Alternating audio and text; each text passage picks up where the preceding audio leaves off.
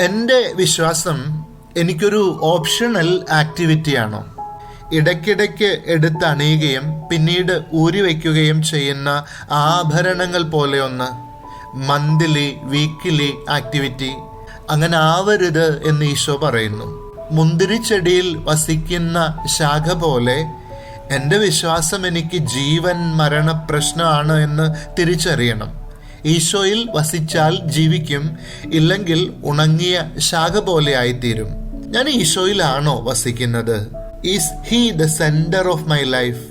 അതോ മറ്റ് പലതിനെയും ചുറ്റിപ്പറ്റിയാണോ എൻ്റെ ജീവിതം ഡെവലപ്പ് ചെയ്തിരിക്കുന്നത്?